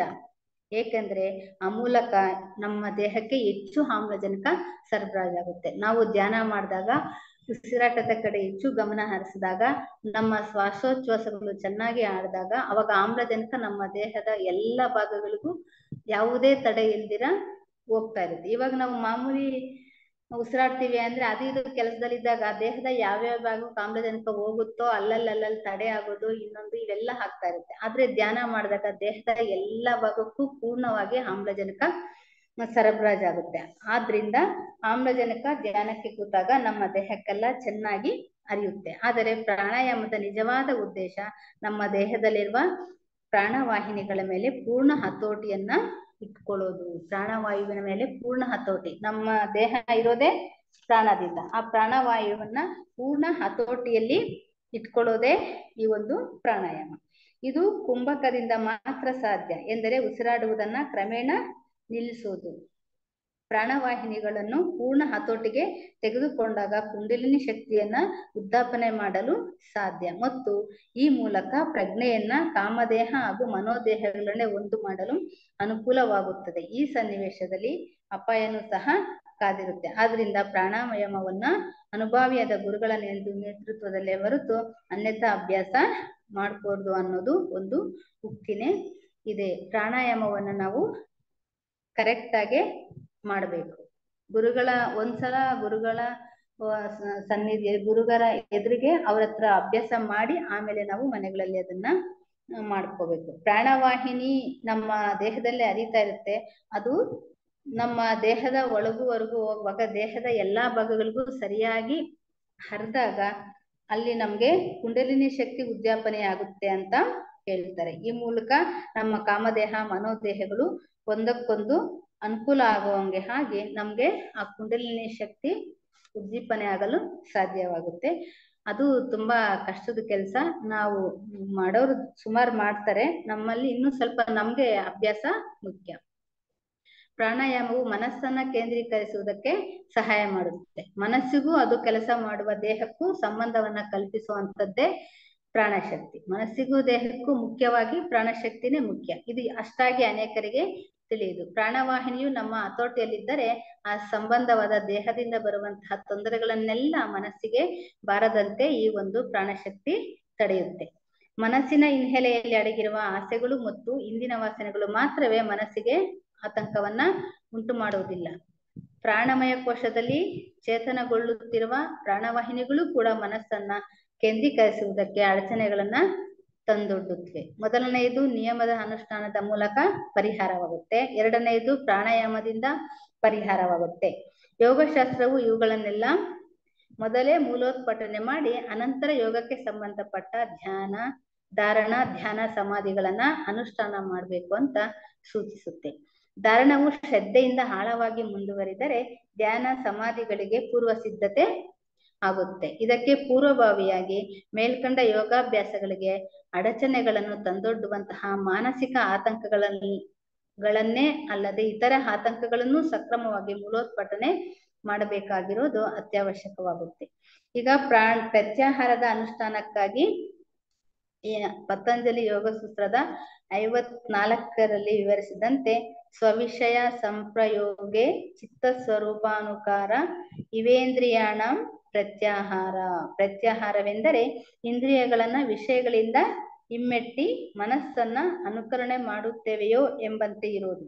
ಪ್ರತ್ಯಾಹಾರ ಅಂದ್ರೆ ಇಂದ್ರಿಯಗಳು ವಿಷಯಗಳಿಂದ ದೂರ ಇದ್ದು ಮನಸ್ಸಿನ ಸ್ವರೂಪವನ್ನ ಅನುಕರಣೆ ಮಾಡೋದೇ ಪ್ರತ್ಯಾಹಾರ. ಮನಸ್ಸು ಹೊರಗಿನ ಪ್ರಪಂಚದ ವಿಷಯಗಳಿಂದ ಪ್ರತ್ಯೇಕಿಸುವುದೇ ಈ ಪ್ರತ್ಯಾಹಾರದ ಉದ್ದೇಶ. ಮನಸ್ಸು ನಮ್ಮ ಹೊರಗಡಿನ ಪ್ರಪಂಚಿಕ ವಿಷಯಗಳಿಂದ ಪ್ರತ್ಯೇಕಿಸೋದು ದೂರವಿರೋದೇ ಈ ಪ್ರತ್ಯಾಹಾರದ ಮುಖ್ಯವಾಗಿರುವಂತ ಉದ್ದೇಶ. ಹೊರಗಿನ ತಾಡನಗಳು ಇಂದ್ರಿಯಗಳ ಮೂಲಕ ಬರುತ್ತಿದ್ದರೆ ಮನಸ್ಸು ಹೊರಮುಖವಾಗುತ್ತೆ. ಹೊರಗಿನ ತಾಡನಗಳು, ಹೊರಗಿನ ಯೋಚನೆಗಳು, ಆಲೋಚನೆಗಳು, ತೊಂದರೆಗಳು, ಮನಸ್ಸಿಗೆ ಸಂಬಂಧಪಟ್ಟ ತೊಂದರೆಗಳು ಅವೆಲ್ಲ ಹೊರಗಿನಿಂದ ಬಂದ್ರೆ ಇಂದ್ರಿಯಗಳ ಮೂಲಕ ಬರುತ್ತಿದ್ರೆ ಅದು ಹೊರಮುಖವಾಗ್ಬಿಡುತ್ತೆ. ಆಗ ಅದನ್ನು ಏಕಾಗ್ರ ಮಾಡುವುದಕ್ಕೆ ಸಾಧ್ಯ ಆಗೋದಿಲ್ಲ. ಪ್ರತ್ಯಾಹಾರದಲ್ಲಿ ಮನಸ್ಸು ಹೊರಗಿನ ವಿಷಯಗಳಿಗೆ ಗಮನ ಕೊಡದೇ ಇರುವುದರಿಂದ ಇಂದ್ರಿಯಗಳು ಕೂಡ ಒಳಮುಖವಾಗುತ್ತೆ. ಆಗ ಅನಾವಶ್ಯಕವಾದ ಹೊರಗಿನ ತಾಡನಗಳು ಮನಸ್ಸಿನ ಏಕಾಗ್ರತೆಗೆ ತೊಂದರೆ ಕೊಡುವ ಸ್ಥಿತಿಯಲ್ಲಿರುವುದಿಲ್ಲ. ಅಲ್ಲದೆ ಪ್ರಾಣವಾಹಿನಿಗಳು ಸ್ವಾಧೀನಕ್ಕೆ ತೆಗೆದುಕೊಳ್ಳುವ ಪ್ರಾಣಾಯಾಮವು ಇದಕ್ಕೆ ಮುಂಚೆಯೇ ಅನುಷ್ಠಾನ ಮಾಡುವುದು ಸಹ ಪ್ರತ್ಯಾಹಾರಕ್ಕೆ ತುಂಬಾ ಸಹಾಯ ಮಾಡುತ್ತೆ. ಈಗ ಬಹಿರಂಗ ಅನುಷ್ಠಾನಗಳಿಂದ ಆಂತರಂಗಿಕವಾದ ಧಾರಣ, ಧ್ಯಾನ, ಸಮಾಧಿಗೆ ನಾವು ಸ್ವಲ್ಪ ಮಟ್ಟಿಗೆ ನೋಡೋಣ. ಧಾರಣ, ಧ್ಯಾನ, ಸಮಾಧಿಗಳು ಕೇವಲ ಮನಸ್ಸಿಗೆ ಸಂಬಂಧಪಟ್ಟಿರುವಂತವು. ಯಮ, ನಿಯಮ, ಆಸನ, ಪ್ರಾಣಾಯಾಮ, ಪ್ರತ್ಯಾಹಾರ ಇವು ಸ್ಥೂಲ ದೇಹಕ್ಕೆ ಸಂಬಂಧಪಟ್ಟಿರುವು. ಧಾರಣ, ಧ್ಯಾನ, ಸಮಾಧಿ ಕೇವಲ ಇವು ಮನಸ್ಸಿಗೆ ಮಾತ್ರ ಸಂಬಂಧಪಟ್ಟಿರುವು. ಇವೇ ಸಾರಭೂತವಾದ ಯೋಗಾಭ್ಯಾಸಕ್ಕೆ ಸಂಬಂಧಪಟ್ಟ ಅನುಷ್ಠಾನಗಳು. ಇದುವರೆಗೆ ವಿಮರ್ಶಿಸಲ್ಪಟ್ಟ ಯಮ, ನಿಯಮ, ಆಸನ, ಪ್ರಾಣಾಯಾಮ, ಪ್ರತ್ಯಾಹಾರ ಇವು ಪೂರ್ವ ಸಿದ್ಧತೆಗಳು. ಧಾರಣ, ಧ್ಯಾನ, ಸಮಾಧಿಗೆ ಇವು ಪೂರ್ವ ಸಿದ್ಧತೆಗಳು. ಸಮಾಧಿಯು ತುಂಬಾ ಕಷ್ಟ ಸಾಧ್ಯ ಎಂಬ ಅಭಿಪ್ರಾಯನೂ ತಪ್ಪು. ನಾವು ಎಂತಹ ಅನಾನುಕೂಲ ಪರಿಸ್ಥಿತಿಗಳಲ್ಲೂ ಕೂಡ ನಮ್ಮ ಧಾರಣವನ್ನ ಕೈಗೊಂಡು ಅನುಷ್ಠಾನ ಮಾಡಲು ಪ್ರಯತ್ನಿಸುತ್ತೇವೆ. ಆದರೆ ಮನಸ್ಸು ಏಕಾಗ್ರವಾಗುವುದು ಕಷ್ಟವಾಗುತ್ತದೆ. ಇದರಿಂದ ಸಾಧಾರಣವಾಗಿ ನಾವು ಊಹಿಸುವುದೇನೆಂದರೆ ಸಂಯಮವನ್ನ ತೃಪ್ತಿಕರವಾಗಿ ಸಾಧಿಸುವುದು ಅಸಾಧ್ಯ ಎಂಬ ಅಭಿಪ್ರಾಯ ನಮ್ಮಲ್ಲಿ ಇದೆ. ಸಾಕಾದಷ್ಟು ತಕ್ಕ ಪೂರ್ವ ಸಿದ್ಧತೆ ಇಲ್ಲದೆ ಅದನ್ನು ಜಯಪ್ರದವಾಗಿ ಸಾಧಿಸೋದಿಕ್ಕೆ ಆಗೋದಿಲ್ಲ ಅನ್ನೋ ಅಂಶ ಏನು ನಿಜ. ಆದರೆ ಕ್ರಮವಾಗಿ ಮತ್ತು ಸ್ಥಿರವಾದ ತಳಪಾಯವನ್ನ ವ್ಯವಸ್ಥಿತವಾಗಿ ಹಾಕಿಕೊಳ್ಳುವುದಾದರೆ ಬಹಳ ಮುಂದುವರೆದ ಮಟ್ಟದಲ್ಲಿ ಪ್ರಾಪ್ತವಾಗುವಂತಹ ಸಮಸ್ಯೆಯನ್ನು ಬಿಡಿಸುವುದರಲ್ಲಿ ಸಾಧ್ಯವಾಗದೆ ಇರೋದಿಲ್ಲ. ಅದು ಸಾಧ್ಯ ಆಗುತ್ತೆ. ಆದರೆ ಹೆಜ್ಜೆ ಹೆಜ್ಜೆಯಾಗಿ ಮುಂದುವರೆದುಕೊಂಡು ಹೋಗ್ಬೇಕು. ಹೀಗೆ ಅಗತ್ಯವಾದ ಪೂರ್ವ ಸಿದ್ಧತೆಗಳನ್ನೆಲ್ಲ ಮಾಡಿಕೊಂಡು ಅಗತ್ಯವಾದ ಅನುಕೂಲತೆಗಳೆಲ್ಲ ಇದ್ದ ಪಕ್ಷದಲ್ಲಿ ಸಮಾಧಿಯ ಅನುಷ್ಠಾನವು ಸುಲಭವಾಗುವುದರಲ್ಲಿ ಸಂಶಯನೇ ಇಲ್ಲ. ನಾವು ಈ ಒಂದು ಧಾರಣ, ಧ್ಯಾನ, ಸಮಾಧಿ ತುಂಬಾ ಕಷ್ಟ. ಇವಾಗ ಅಕ್ಕಮಹಾದೇವರು ಹೇಳ್ತಾರಲ್ಲ, ಸಂತೆಯೊಳಗೊಂದು ಮನೆ ಮಾಡಿ ಗಲಾಟೆಗೆ ಅಂಜಿಡದೆಂತಯ್ಯ, ಸಮುದ್ರದ ತಟದಲ್ಲಿ ಮನೆ ಮಾಡಿ ಅಲೆಗಳಿಗೆ ಅಂಜಿದಡೆಂತಯ್ಯ ಅಂತ. ಆ ದಟ್ಟವಾದ ಕಾಡಲ್ಲಿ ಮನೆ ಮಾಡಿ ಮೃಗತುಗಗಳಿಗೆ ಅಂಜಿದಡೆಂತಯ್ಯ ಅಂತ ಹೇಳ್ತಾರಲ್ಲ, ಆ ರೀತಿ ಎಂಥ ಸಂದರ್ಭ ಬಂದ್ರೂ ಸಹ ನಾವು ಧ್ಯಾನ, ಧಾರಣ, ಸಮಾಧಿ ಎಂತಹ ಸಂದರ್ಭದಲ್ಲೂ ಸಹ ಮಾಡಕ್ಕೆ ಸಾಧ್ಯ ಅನ್ನೋದನ್ನ, ಗಲಾಟೆ ಇರ್ಲಿ, ಎಲ್ಲಿರ್ಲಿ, ಹೇಗಿರ್ಲಿ, ನಾವು ಧಾರಣ, ಧ್ಯಾನ, ಸಮಾಧಿಗಳನ್ನ ಫಲಿಸ್ಕೋಬಹುದು, ಮಾಡ್ಬೋದು ಅನ್ನೋದನ್ನ ಹಿಂದಿನ ಕಾಲದಲ್ಲೂ ಋಷಿಮುನಿಗಳು ತೋರಿಸ್ಕೊಟ್ಟಿದ್ದಾರೆ. ಆದ್ರೆ ಅದಕ್ಕೆ ತಕ್ಕ ಅಭ್ಯಾಸ, ನಿರಂತರವಾದ ಅಭ್ಯಾಸ ಬೇಕಾಗುತ್ತೆ. ಅದನ್ನ ಮಾಡದಲ್ಲಿ ಅದು ಧಾರಣ, ಧ್ಯಾನ, ಸಮಾಧಿ ಅನುಷ್ಠಾನವಾಗುವುದರಲ್ಲಿ ಸಂಶಯ ಇಲ್ಲ. ಮನಸ್ಸನ್ನು ಚಂಚಲಗೊಳಿಸತಕ್ಕ ಪರಿಸ್ಥಿತಿಗಳನ್ನೆಲ್ಲ ನಿಶ್ಶೇಷವಾಗಿ ತೆಗೆದು ಹಾಕಿದ್ರೆ ಅದನ್ನು ಕೇಂದ್ರೀಕರಿಸುವುದು ಸುಲಭವಾಗುತ್ತೆ. ಮನಸ್ಸನ್ನು ಚಂಚಲಗೊಳಿಸತಕ್ಕ ಪರಿಸ್ಥಿತಿಗಳೆಲ್ಲ ನಿಶ್ಶೇಷವಾಗಿ ಮನಸ್ಸಿನಿಂದ ತೆಗೆದು ಹಾಕಿದ್ರೆ ಆವಾಗ ಅದು ಮನಸ್ಸನ್ನ ಕೇಂದ್ರೀಕರಿಸಿ ಸಮಾಧಿ ಲಭಿಸಲು ಸಾಧ್ಯ ಆಗುತ್ತೆ. ಸಮಾಧಿ ಸುಲಭವಾಗುತ್ತೆ. ಹೊರಗಿನ ಪರಿಸ್ಥಿತಿಗಳಿಗೆ ಸಂಬಂಧಪಟ್ಟ ಯಮ, ನಿಯಮಗಳು ಕಾಮದೇಹದ ಹಾವಭಾವಗಳನ್ನ ಉದ್ವೇಗಕ್ಕೆ ಒಳಗು ಮಾಡದಂತೆ ರಕ್ಷಿಸಬೇಕು. ಯಮ, ನಿಯಮಗಳು ಅವುಗಳನ್ನು ಕಾಮದೇಹಕ್ಕೆ ತೊಂದರೆ ಕೊಡದಿರ, ಉದ್ವೇಗಕ್ಕೊಳಗಾಗ್ದಿರ ಅವುಗಳನ್ನ ಫಸ್ಟ್ ನಾವು ರಕ್ಷಿಸ್ಕೋಬೇಕು. ಆಸನವು ಸ್ಥೂಲ ದೇಹದ ತಾಡನಗಳನ್ನ ಹೊರದೂಡಿ ಅನುಕೂಲ ಮಾಡಿಕೊಡುತ್ತೆ. ಆಸನ ನಮ್ಮ ಸ್ಥೂಲ ದೇಹಕ್ಕೆ ಸರಿಯಾಗಿ ಕೂತ್ಕೊಂಡ್ರೆ ತಾನೇ ಧ್ಯಾನ ಫಲಿಸೋದು. ಹಾಗಾಗಿ ಸರಿಯಾಗಿ ಧ್ಯಾನಕ್ಕೆ ಆಸನದಲ್ಲಿ ಕೂತ್ಕೊಂಡ್ರೆ ಅದು ಸ್ಥೂಲ ದೇಹದ ತೊಂದರೆಗಳನ್ನ ಕಡಿಮೆ ಮಾಡುತ್ತೆ, ಸರಿಯಾದ ಆಸನದಲ್ಲಿ ಕೂತ್ಕೊಂಡಾಗ. ಇನ್ನು ಪ್ರಾಣಾಯಾಮವು ಪ್ರಾಣಮಯ ಕೋಶದಿಂದ ಉಂಟಾಗತಕ್ಕ ತೊಂದರೆಗಳನ್ನ ನಿರ್ಮೂಲನೆ ಮಾಡುತ್ತೆ. ಪ್ರಾಣಮಯ ಕೋಶ, ಪ್ರಾಣಾಯಾಮ ಮಾಡೋದ್ರಿಂದ ನಮ್ಮ ದೇಹದಲ್ಲಿ ಹರಿತಾ ಇರೋ ಪ್ರತಿ ನರನಾಡಿಗಳಲ್ಲೂ ಸಹ ಪ್ರಾಣಮಯ ಕೋಶದ ಹರಿವು ಇರುತ್ತೆ. ಆ ಪ್ರಾಣಾಯಾಮ ಮಾಡೋದ್ರಿಂದ ಪ್ರಾಣಮಯ ಕೋಶ, ಪ್ರಾಣಾಯಾಮ ಸರಿಯಾದ ರೀತಿಯಲ್ಲಿ ಹರಿಯುತ್ತೆ. ಅದಕ್ಕೆ ಪ್ರಾಣಮಯ ಕೋಶದಿಂದ ಉಂಟಾಗತಕ್ಕ ತೊಂದರೆಗಳನ್ನ ಈ ಪ್ರಾಣಾಯಾಮವು ನಿರ್ಮೂಲನೆ ಮಾಡುತ್ತೆ. ಪ್ರತ್ಯಾಹಾರವು ಇಂದ್ರಿಯಗಳಿಗೆ ಸಂಬಂಧಪಟ್ಟ ಪ್ರತಿಕ್ರಿಯೆಗಳೆಲ್ಲವನ್ನು ಸಹ ಮೂಲೋತ್ಪಾಟನೆ ಮಾಡುತ್ತೆ. ಈ ಸನ್ನಿವೇಶದಲ್ಲಿ ಮನಸ್ಸು ಚಂಚಲವಾಗೋದಿಕ್ಕೆ ಅವಕಾಶ ಇರೋದಿಲ್ಲ. ಆದುದರಿಂದ ಸಾಧಕನು ಧಾರಣ, ಧ್ಯಾನ, ಸಮಾಧಿಗಳನ್ನ ಸುರಕ್ಷಿತವಾಗಿ ಅನುಷ್ಠಾನ ಮಾಡಬಹುದು. ವಿಜ್ಞಾನ ಪ್ರಯೋಗಗಳಲ್ಲಿ ಹೇಗೆ ಸರಿಯಾದ ಪೂರ್ವ ಸಿದ್ಧತೆಯಿಂದ ಜಯ ಗಳಿಸಬಹುದು, ಹಾಗೆ ಯೋಗಶಾಸ್ತ್ರದಲ್ಲೂ ಕೂಡ ಸಕ್ರಮವೂ ವ್ಯವಸ್ಥಿತವೂ ಆದ ಪೂರ್ವ ಸಿದ್ಧತೆಗಳ ಮೂಲಕ ಉದ್ದೇಶಿಸಲ್ಪಟ್ಟ ಸಿದ್ಧಿಯನ್ನ ಪಡೆಯುವುದಕ್ಕೆ ಸಾಧ್ಯವಿದೆ. ಆದರೆ ಸಾಧಾರಣವಾಗಿ ಉದಯವಾಗುವ ತಪ್ಪು ಅಭಿಪ್ರಾಯಗಳನ್ನು ನಿವಾರಿಸುವ ಸಲಹೆಗಳನ್ನ ಕೊಡುವುದು ಅವಶ್ಯಕವಾಗುತ್ತೆ. ಪ್ರಪ್ರಥಮವಾಗಿ ಅಂಶವೇನೆಂದ್ರೆ, ಧಾರಣ ಧ್ಯಾನ ಸಮಾಧಿಗಳಲ್ಲಿ ಚಿಂತಿಸಲ್ಪಡುವಂತಹ ವಿಷಯವು ಇಂದ್ರಿಯಗಳಿಗೆ ಗೋಚರಿಸುವುದಿಲ್ಲ. ಇದು ಮನಸ್ಸಿಗೆ ಸಂಬಂಧಪಟ್ಟಿರೋದು. ಧಾರಣ ಧ್ಯಾನ ಸಮಾಧಿಗಳು ಇಂದ್ರಿಯಗಳಿಗೆ ಸಂಬಂಧಪಟ್ಟಿಲ್ಲ. ಯಮ ನಿಯಮ ಆಸನ ಪ್ರಾಣಾಯಾಮ ಪ್ರತ್ಯಾಹಾರ ಇವು ಸ್ಥೂಲ ದೇಹಕ್ಕೆ ಸಂಬಂಧಪಟ್ಟಿರೋವು. ಆದ್ರಿಂದ ಧಾರಣ ಧ್ಯಾನ ಸಮಾಧಿಗಳು ಮನಸ್ಸಿಗೆ ಸಂಬಂಧಪಟ್ಟಿರೋದ್ರಿಂದ ಇವು ಇಂದ್ರಿಯಗಳಿಗೆ ಗೋಚರ ಆಗೋದಿಲ್ಲ. ವಿಷಯವು ಒಂದು ತತ್ವ ಅಥವಾ ಒಂದು ಕಟ್ಟಳೆ ಅಥವಾ ಸರಿಯಾಗಿ ಅಂತರಾಳವನ್ನ ಭೇದಿಸಿ ವಿಷಯ ತಕ್ಕ ಪ್ರಾಪಂಚಿಕ ವಸ್ತು ಅಥವಾ ಘಟನೆಯಾಗಿರಬಹುದು. ಧ್ಯಾನಕ್ಕೆ ಆರಿಸಲ್ಪಟ್ಟ ವಿಷಯವನ್ನ ತಿಳಿಯಬೇಕಾದರೆ ಅದರಂತೆ ಪರಿವರ್ತನೆಗೊಳ್ಳಬೇಕಾಗುತ್ತೆ. ಇವಾಗ ನಾವು ಧ್ಯಾನ ಮಾಡ್ಬೇಕಾದ್ರೆ ಯಾವುದೋ ಒಂದು ವಿಷಯ ಇಟ್ಕೊಂಡು ಯಾವುದೋ ಒಂದು ಧ್ಯೇಯ ಇಟ್ಕೊಂಡು ಮಾಡಕ್ಕೆ ಶುರು ಹಚ್ಕೊಂಡಾಗ ಅದನ್ನ ಭೇದಿಸಿ ಅದರ ಒಳಹೊಕ್ಕು ಅಂತರಾಳಕ್ಕೆ ಹೋಗಿ ಧ್ಯಾನಕ್ಕೆ ಆರಿಸ್ಕೊಳ್ಳೋ ವಿಷಯವನ್ನ ಸರಿಯಾಗಿ ತಿಳ್ಕೊಂಡಾಗ ಮಾತ್ರ ಅದರಲ್ಲಿ ಏನೇನಿದೆ ಅನ್ನೋದು ನಮ್ಗೆ ಪರಿವರ್ತನೆ ಕಾಣ್ಲಿಕ್ಕೆ ಸಾಧ್ಯ ಆಗುತ್ತೆ. ಈ ಮೂರು ಮನಸ್ಸಿಗೆ ಸಂಬಂಧಪಟ್ಟ ಸಾಧನಗಳನ್ನ ಯೋಗಶಾಸ್ತ್ರದಲ್ಲಿ ಸಂಯಮ ಅಂತ ಕರೀತಾರೆ. ಧಾರಣ ಧ್ಯಾನ ಸಮಾಧಿ ಇವುಗಳನ್ನ ಸಂಯಮ, ಯೋಗಶಾಸ್ತ್ರದಲ್ಲಿ ಸಂಯಮ ಅಂತ ಕರೀತಾರೆ. ಈ ರೀತಿ ಆರಿಸಿಕೊಳ್ಳಬಹುದಾದ ವಿಷಯಗಳು ವಿಧವಾಗಿರಬಹುದು. ಹಲವಾರು ವಿಷಯಗಳನ್ನ ಇಟ್ಕೊಂಡು ಧ್ಯಾನವನ್ನ ಮಾಡಬಹುದು. ಈ ರೀತಿ ಸಂಯಮದ ಮೂಲಕ ಸಾಧಿಸಬೇಕಾದುದು ಆರಿಸಲ್ಪಟ್ಟ ವಿಷಯದ ಸತ್ಯವನ್ನ ತಿಳಿಯುವುದಕ್ಕಾಗಿಯೇ ಈ ರೀತಿ ಪಡೆದ ಸತ್ಯದ ತಿಳುವಳಿಕೆಗೆ ಸಂಬಂಧಪಟ್ಟಂತೆ ಒಂದು ವಿಶೇಷ ಶಕ್ತಿ ಇರುತ್ತದೆ. ಈ ಶಕ್ತಿಗಳನ್ನ ಸಿದ್ಧಿಗಳಂತ ಕರೀತಾರೆ. ಹಲವಾರು ಸಿದ್ಧಿಗಳಲ್ಲಿ ಹಲವಾರು ವಿಧಗಳಿದೆ. ಹಲವಾರು ಋಷಿ ಮುನಿಗಳು ಅಥವಾ ಹಲವಾರು ತಂತ್ರಗಳನ್ನ ಮಾಡುವಂತವ್ರು, ಕೆಟ್ಟ ಸಿದ್ಧಿಗಳನ್ನ ಮಾಡುವಂತವ್ರು, ಇವರೆಲ್ಲರೂ ಸಹ ಈ ಎಲ್ಲಾ ವಿಷಯಗಳನ್ನ ಇಂದ್ರಿಯಗಳನ್ನ ನಿಗ್ರಹಿಸಿ ಈ ಅಷ್ಟಾಂಗಗಳನ್ನ ಮಾಡೋದು ಇವೆಲ್ಲವನ್ನ ಮಾಡ್ತಾರೆ. ಇನ್ನು ಕೆಲವು ಅವರು ಬೇರೆ ಮಾರ್ಗದಲ್ಲಿ ಈ ಒಂದು ಅಷ್ಟಾಂಗ ಮಾರ್ಗವನ್ನ ಬಿಟ್ಟು ಬೇರೆ ಮಾರ್ಗದಲ್ಲೂ ಕೆಲವರು ಈ ಸಿದ್ಧಿಗಳನ್ನ ಸಾಧಿಸ್ತಾರೆ. ಈ ಸಿದ್ಧಿಗಳನ್ನ ಸಾಧಿಸೋದಿಕ್ಕೆ ಈ ಅಷ್ಟಾಂಗಗಳನ್ನು ಸಹ ನಾವು ಅನುಷ್ಠಾನ ಮಾಡಿದ್ರೆ ಮಾತ್ರ ಸಿದ್ಧಿಗಳು ದೊರಕುತ್ತೆ. ಈ ಸಿದ್ಧಿ ವಿಶೇಷ ಶಕ್ತಿ ಸಿಗುತ್ತೆ ಸಿದ್ಧಿಗಳಿಂದ. ಈ ಶಕ್ತಿಗಳನ್ನ ಸಿದ್ಧಿಗಳಂತ ಕರೀತಾರೆ. ಸಮಾಧಿಯ ಮೂಲಕ ಪಡೆಯತಕ್ಕ ಅಂತಹ ಕೆಳಮಟ್ಟದ ಸಿದ್ಧಿಗಳು ಎಂದರೆ ದಿವ್ಯ ದೃಷ್ಟಿ ಮೊದಲಾದವು. ಇವು ನಾವು ಹೇಳೋದು ಕೆಳಮಟ್ಟದ ಸಿದ್ಧಿಗಳು. ಕೆಲವರು ಮುಂದೆ ಏನಾಗುತ್ತೆ ಅನ್ನೋದನ್ನ ಈಗ್ಲೇ ಹೇಳ್ಬಿಡ್ತಾರೆ. 10 ವರ್ಷಗಳಾದ್ಮೇಲೆ ಏನಾಗುತ್ತೆ, 20 ವರ್ಷಗಳಾದ ಏನಾಗುತ್ತೆ, ಅವ್ರ ಭವಿಷ್ಯ ಏನು, ಇಂಥವೆಲ್ಲವನ್ನ ದೂರದೃಷ್ಟಿ ಕೆಲವರಿಗಿರುತ್ತೆ. ಇನ್ನ ಒಂದೊಂದ್ಸಲ ನಾವ್ ಇಲ್ಲಿ ಇರ್ತೀವಿ, ಇನ್ನೆಲ್ಲೋ ಏನೋ ನಡೀತಾ ಇರೋದೆಲ್ಲ ನಮ್ಮ ಮನಸ್ಸಿಗೆ ಗೋಚರ ಆಗುತ್ತೆ. ಇಂತಹವುಗಳು ಸಿದ್ಧಿಗಳು. ಇವು ಕೆಳಮಟ್ಟದ ಸಿದ್ಧಿಗಳು, ನಮ್ಮ ಪ್ರಾಪಂಚಿಕಕ್ಕೆ ಸಂಬಂಧಿಸಿರುವಂತ ಸಿದ್ಧಿಗಳು. ಇಂತಹ ಕೆಳಮಟ್ಟದ ಸಿದ್ಧಿಗಳು ಬೇರೆ ವಿಧಾನಗಳ ಮೂಲಕನೂ ಪಡ್ಕೋತಾರೆ. ಮೂಲಿಕೆಗಳು ಮಂತ್ರಗಳ ಮೂಲಕನೂ ಸಹ ಇವು ಸಾಧ್ಯ ಅಂತ ಹೇಳ್ತಾರೆ, ಕೆಳಮಟ್ಟದ ಸಿದ್ಧಿಗಳು. ಅವುಗಳಿಗಾಗಿ ಈ ಉನ್ನತ ಮಟ್ಟದ ಶಕ್ತಿ ವಿಷಯಗಳನ್ನ ಎಂದರೆ ತನ್ನಲ್ಲಡಗಿರುವ ಆಧ್ಯಾತ್ಮ ಮಟ್ಟದ ಉನ್ನತ ಪ್ರಜ್ಞೆ ಅಂತಸ್ತುಗಳನ್ನ ಸಾಧಿಸುವುದೇ ಸಮಾಧಿಯ ನಿಜವಾದ ಉದ್ದೇಶ. ಕೆಳಮಟ್ಟದ ಸಿದ್ಧಿಗಳನ್ನ ಪಡ್ಕೊಳ್ಳೋದಲ್ಲ, ಉನ್ನತ ಮಟ್ಟದ ಆಧ್ಯಾತ್ಮದ ಉನ್ನತ ಮಟ್ಟದ ಪ್ರಜ್ಞೆಯ ಅಂತಸ್ತನ್ನ ಸಾಧಿಸೋದೇ ಸಮಾಧಿ ಸ್ಥಿತಿಯ ನಿಜವಾದ ಪರಮೋದ್ದೇಶ. ಅಂತಹವುಗಳನ್ನ ಸ್ಥಿರವಾಗಿ ಆತನನ್ನ ಹಿಂಬಾಲಿಸಬಲ್ಲವು. ನಾವು ಸಮಾಧಿ ಸ್ಥಿತಿಯಲ್ಲಿ ಯಾರೇ ಒಬ್ಬರಾಗ್ಲಿ ಅಂತಹ ಉನ್ನತ ಮಟ್ಟದ ಪ್ರಜ್ಞೆಯ ಸ್ಥಿತಿಯನ್ನ ಅಂತಸ್ತುಗಳನ್ನ ಸಾಧಿಸಬೇಕು ಅಂದ್ರೆ ಈ ಸಮಾಧಿ ಸ್ಥಿತಿಯನ್ನ ಹಿಂಬಾಲಿಸಬೇಕಾಗುತ್ತೆ. ಆವಾಗ ಮಾತ್ರ ಇದು ಸಾಧ್ಯ ಆಗುತ್ತೆ. ಇವು ಯೋಗದ ಅಷ್ಟ ಅಂಗಗಳು, ಯೋಗ ಮಾರ್ಗದ ಅಷ್ಟ ಅಂಗಗಳು.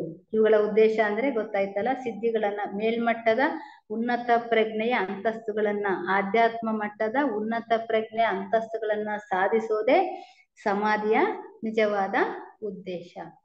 ಈ ಸಮಾಧಿಯನ್ನ ಪಡಬೇಕು ಅಂದ್ರೆ ಇಂದಿನ 7 ಯಮ ನಿಯಮ ಆಸನ ಪ್ರಾಣಾಯಾಮ ಪ್ರತ್ಯಾಹಾರ ಧಾರಣ ಧ್ಯಾನ ಈ 7 ಸರಿಯಾದ ರೀತಿಯಲ್ಲಿ ಸುವ್ಯವಸ್ಥಿತವಾಗಿ ನಾವನ್ನ ಅನುಷ್ಠಾನ ಮಾಡ್ಕೊಂಡು ಬಂದಿದ್ದೆ ಅದರಲ್ಲಿ ಸಮಾಧಿ ಸ್ಥಿತಿ ದೊರಕುತ್ತೆ. ಆ ಸಮಾಧಿ ಸ್ಥಿತಿಯಲ್ಲೇ ಆಧ್ಯಾತ್ಮ ಮಟ್ಟದ ಉನ್ನತ ಪ್ರಜ್ಞೆಗಳ ಅಂತಸ್ತುಗಳನ್ನ ಸಾಧಿಸೋಕೆ ಸಹಾಯ ಆಗುತ್ತೆ.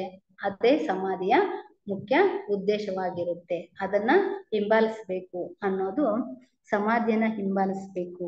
ಸ್ಥಿರವಾದ ನಾವು ಉನ್ನತ ಪ್ರಜ್ಞೆ ಅಂತಸ್ತುಗಳನ್ನು ಸಾಧಿಸಬೇಕಂದ್ರೆ ಈ ಅಷ್ಟ ಅಂಗಗಳನ್ನು ಸಹ ನಾವು ಅನುಷ್ಠಾನ ಮಾಡಿಕೊಂಡು ಬಂದ್ರೆ ನಾವು ಸಮಾಧಿ ಸ್ಥಿತಿಯನ್ನ ತಲುಪಬಹುದು, ಆಧ್ಯಾತ್ಮದ ಉನ್ನತ ಮಟ್ಟದ ಪ್ರಜ್ಞೆ ಅಂತಸ್ತುಗಳನ್ನ ಸಾಧಿಸಬಹುದು ಅಂತೇಳಿ ನನ್ನ ಈ ಮಾತುಗಳನ್ನ ಮುಗಿಸ್ತೇನೆ.